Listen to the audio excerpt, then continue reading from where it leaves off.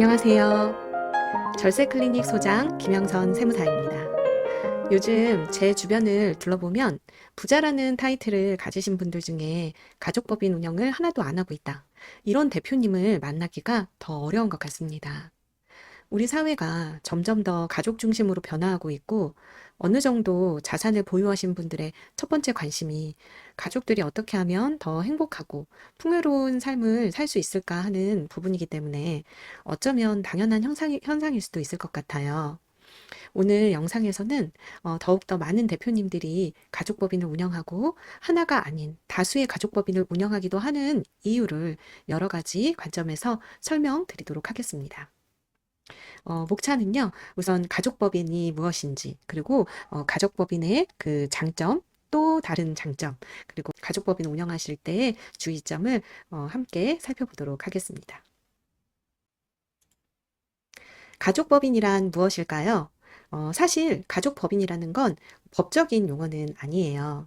말 그대로 가족 구성원을 중심으로 만든 법인을 뜻합니다. 예를 들어 아버지가 대표이사, 어머니가 뭐 감사, 자녀가 이사 이렇게 참여하는 구조가 될 수도 있고 뭐 꼭 그렇게 어머니와 자녀가 임원이 아니더라도 그러니까 등기 임원이 아니더라도 주주로 참여를 하더라도 우리가 이제 가족법인이라고 칭하거든요. 그래서 실제 사업은 대표님 한 분이 하시더라도 가족이 주주이자 임직원으로 함께 참여하는 형태의 법인을 얘기합니다. 그래서 이런 경우에 이렇게 가족법인을 많이 이렇게 설립을 하시는데 개인 사업자로 매출이 많아서 세금 부담이 클 때, 그리고 배우자나 자녀에게 소득을 분산시키고 싶을 때, 향후 가업 승계나 증여 전략까지 고려할 때, 쉽게 말해서 세금은 합법적으로 줄이고 가족에게 급여 배당으로 소득을 나눠주는 구조를 만드는 겁니다. 가족법인의 장점은 뭘까요? 먼저 절세적인 이점을 살펴볼 건데요. 먼저 소득 분산으로 종합소득세를 절세할 수 있다는 장점이 있어요. 법인에서 가족 임직원에게 급여를 지급을 하면 개인 사업자는 많이 벌면 벌수록 세율이 높아지잖아요. 최고 세율이 45%까지 올라갑니다. 그런데 법인을 만들고 가족에게 급여를 주면 각각의 그 소득 구간에 따라서 낮은 세율을 적용할 수가 있어요. 예를 들어 대표님이 1억 벌던 거를 배우자에게 3천만 원, 뭐 자녀에게 2천만 원 이렇게 나눠주면 대표님은 이제 5천만 원에 대한 소득에 대한 것만 신고를 하게 되는 거죠. 그러면은 그만큼 낮은 세율로 이렇게 세금 신고를 할 수가 있기 때문에 전체적인 세금 부담이 줄어든다는 장점이 있습니다. 그리고 법인세가 소득세보다 낮은 거는 다 알고 계실 거예요. 그래서 개인은 최고 세율이 45%까지 올라가지만 법인은 기본 세율이 10%에서 20%잖아요. 근데 이제 가족법인 중에 특정한 그런 요건에 해당되는 성실신고 대상 의무자에 해당하는 법인 같은 경우에는 지금 이제 세율이 그 10% 구간대를 못 받는 걸로 25년도부터 적용이 되거든요. 그런다 손 치더라도 개인에 비하면은 어느 그 소득 구간을 넘어가게 되면은 상당히 그 세법상의 세율상의 이로운 점이 있습니다. 그리고 또한 가족 임직원에 대한 지출 급여라든지 또 퇴직금, 복리후생비 이렇게 다양한 명목으로 지출 경비를 이렇게 세법상 인정받을 수가 있죠. 그래서 대표님 차량의 리스비라든지 기름값 그리고 가족에 대한 회식비, 가족 법인이니까요. 다 거기서도 이제 일을 하니까 그 일을 그러니까 업무상으로 연관성이 있는 그런 회식비, 출장비에 대해서 복리후생비 처리가 가능하고요. 그리고 배우자에게 급여를 지급을 하게 되면은 소득 분산이 되고 비용 처리된다는 이런 비용상의 그러니까 절세상의 이익이 있습니다. 그리고 두 번째 가족법인의 장점은 절차적인 이점이에요. 그래서 절차상에 어떤 이점이 있냐면은 일단 유연한 협의 및 결정이 가능하죠. 그래서 가족 구성원이 임원으로 이제 등재되어 있다면 외부 간섭 없이 유연한 사업상의 결정이 가능하다는 점이 실질적으로 이렇게 법인을 운영하시면서 큰 장점이 됩니다. 그리고 가업 승계가 유리한데요.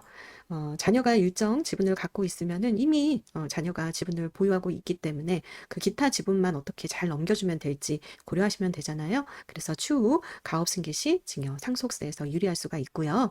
그리고 가족법인의 재테크로 활용을 또 할 수 있다. 이 의미는 아무래도 이제 소득세로 세금을 내게 되면 1년에 한 번 무조건 소득에 대해서 다 높은 세율을 적용해서 납부를 하게 되지만 법인은 낮은 세율을 적용받기 때문에 낮은 세율 구간을 받고 그만큼 법인의 그 자금이 유보될 수가 있겠죠. 그래서 그 유보 자산을 통해서 부동산, 주식 등 재테크로 자산을 증식할 수가 있고 또 자녀에게 증여 상속을 할 수 있다는 점이 유리한 점으로 이렇게 가족법인의 장점으로 우리가 생각해 볼 수 있겠습니다.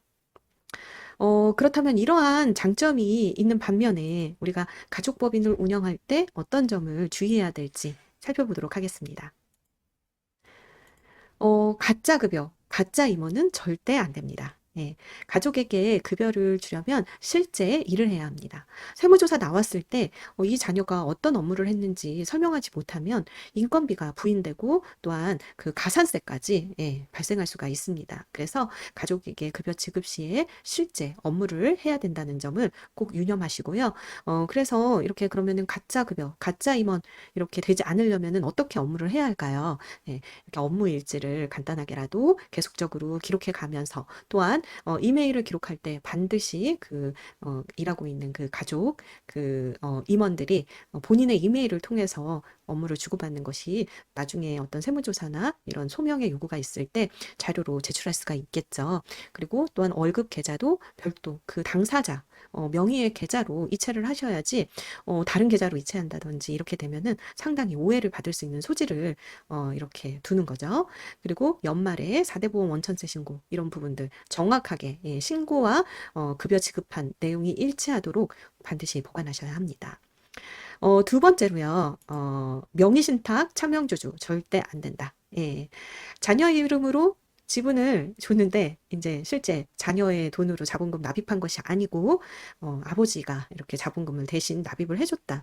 이런 경우에는 이걸 명의신탁으로 이렇게 차명으로 이렇게 주주를 등록한 것으로 오해받을 수 있습니다. 그래서 실제 자녀 이름으로 자본금 납입을 하고 만약에 이제 자녀가 어떤 사회적인 경험이나 이런 게 없어가지고 그 자금에 대해서 증빙하기가 어렵다 이럴 때는 반드시 사전 증여를 통해서 그 자본금을 마련해 주고 이렇게 절차대로 실행을 꼭 하셔야 합니다.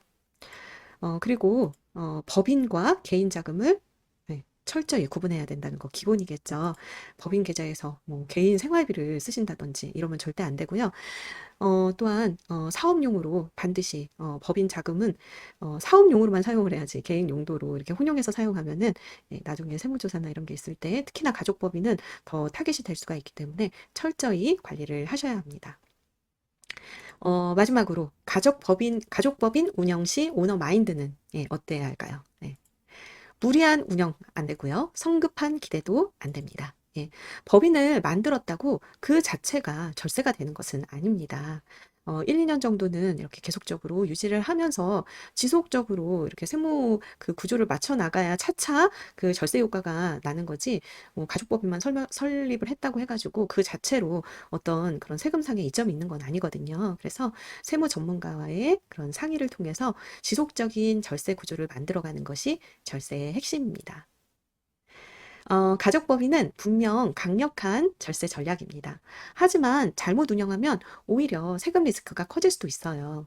가장 중요한 건 실제 경영 참여와 자금 흐름을 명확하게 하고 세무사와 구조를 제대로 짜는 것이 필요합니다. 오늘 내용이 가족법인을 고민하시는 분들께 현실적이고 유익한 가이드가 되었기를 바랍니다. 더 궁금한 점은 댓글이나 상담으로 남겨주세요. 예, 경청해 주셔서 감사합니다.